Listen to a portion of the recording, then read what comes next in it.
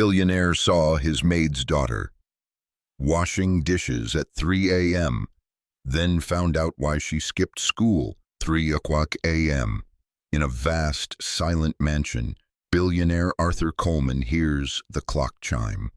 For 40 years, he has built ships and routes around storms he saw coming, reading patterns in markets and monsoons, but he cannot read the pattern that keeps him awake at night. He wanders in his silk robe, a Roman history book unread under his arm, when he hears the soft clink of glass on granite. It's the sound of a glass being placed in the kitchen sink. He follows the sound into the huge, half-lit kitchen, designed for catering parties of 30. Under the dim stove light, a girl stands at the deep sink, dwarfed by steel counters. Her blonde hair is pulled back messily. Her hands are plunged in scalding water. She scrubs crystal with desperate, precise movements. When he clears his throat, she flinches, spinning so quickly the glass slips from her hand. She catches it at the last second, breath heaving. In the sudden fluorescent glare, he sees her clearly, thin, pale, dark circles under her eyes.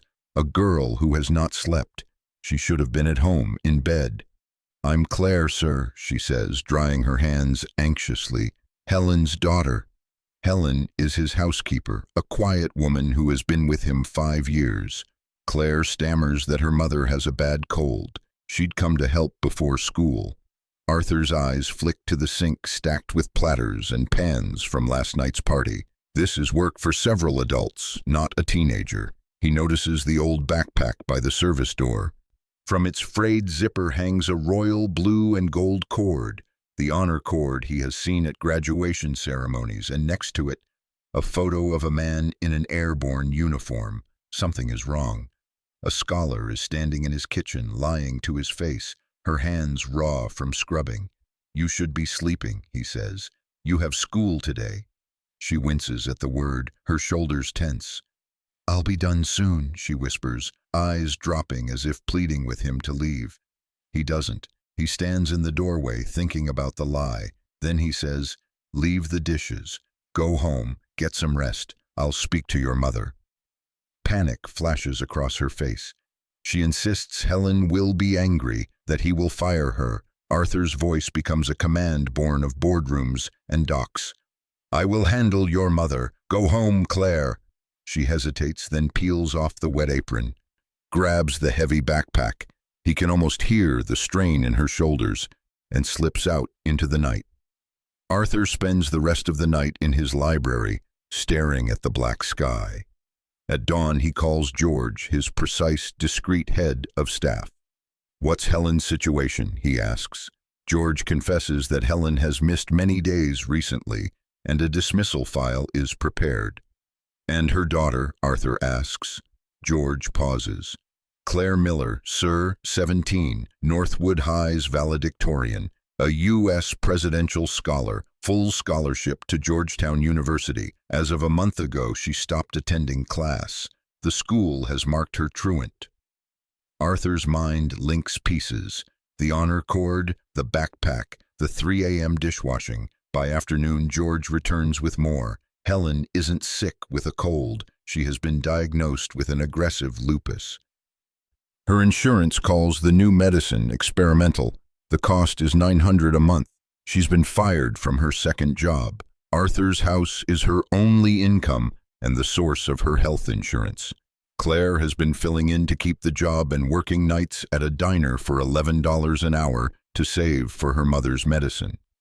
In the strain, she has thrown the scholarship letter away. The phone is disconnected to save money.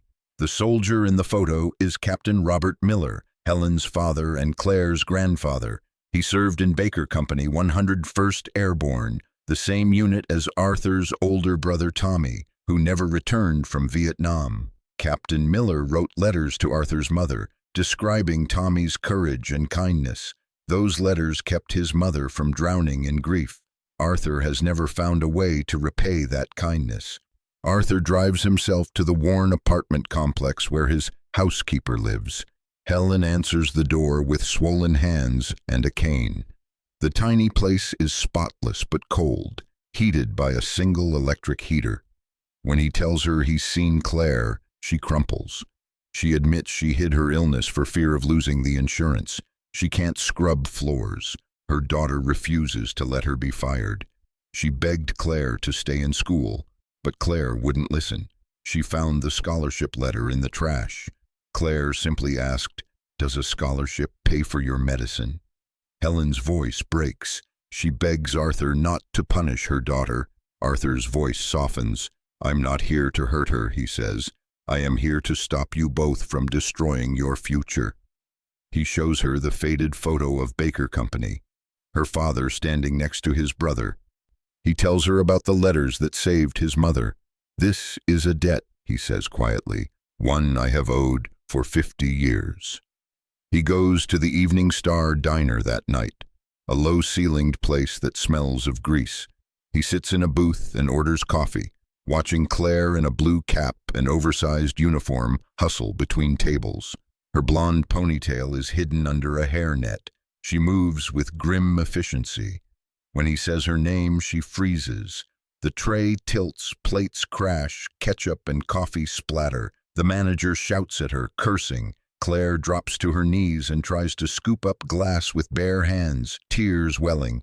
Arthur's voice cuts through the noise like steel. "That's enough." He stands, a tall man in a dark coat. He lays several crisp bills on the counter to cover the mess. He turns his back on the manager and crouches beside Claire. "Come on," he says, offering his hand. "We're leaving." She whispers that she can't. She needs the job. "Not anymore," he says. Her hands shake as she places them in his. He leads her out into the cold. In his car, he notices blood on her palm. He pulls over, turns on a soft yellow light and cleans the cut with antiseptic from his glove box. She hisses at the sting. "My brother always said a little sting now beats a lot of pain later," he murmurs, bandaging her hand with surprising tenderness. She looks at him, tears running down her face.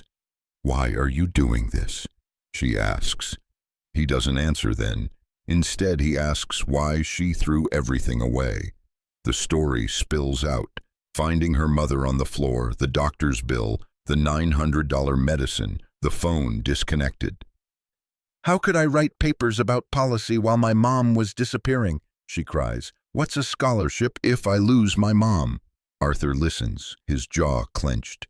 He recognizes in her the same stubborn love he saw in soldiers. Back at the apartment, he tells both women what will happen. At 9 a.m., a car will take Helen to the Cleveland Clinic to see Dr. Eris, the best specialist in the country, an old friend who owes him favors. The treatment, the medicine, the transportation, he will cover it all. George will meet Claire's principal at 8 and explain the family emergency. The school will allow her to sit for finals and remove the truancy. He will speak to Georgetown to reinstate her scholarship. Deadlines, he says with a rare smile, are negotiable when you own the clock.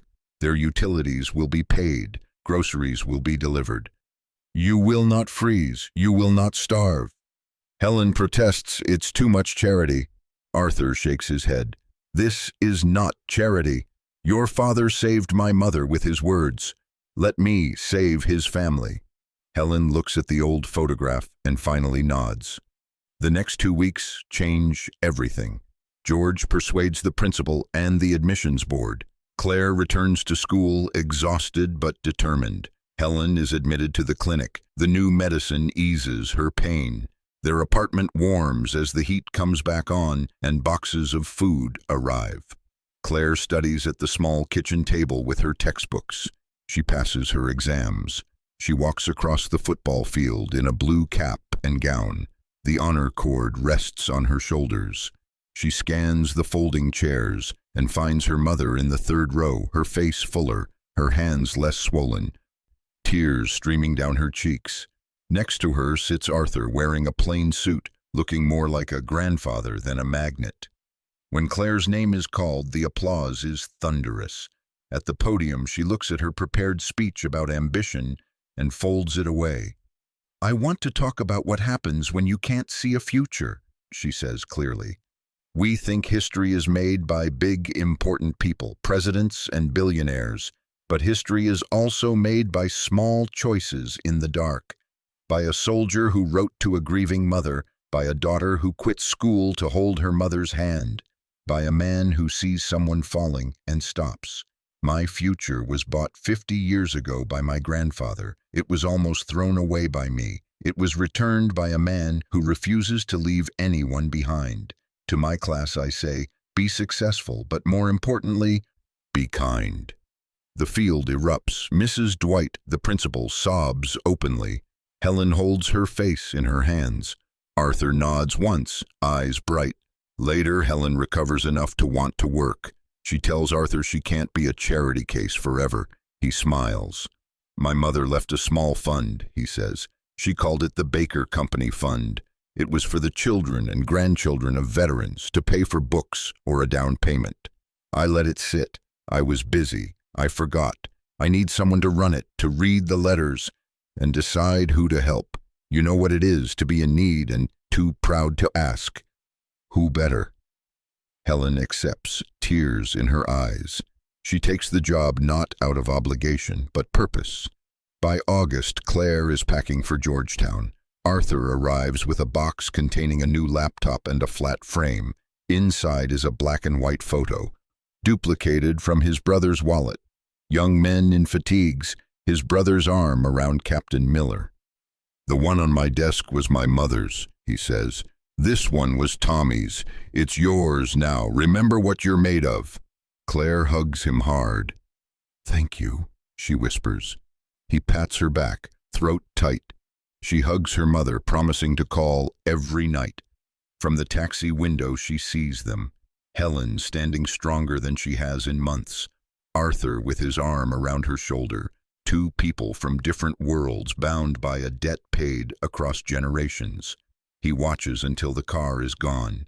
For the first time in years, listening to the quiet of his own house, he feels a peaceful stillness. The loudest sound is not his clock, but the knowledge that he has finally settled a 50-year debt, not by looking back, but by reaching forward.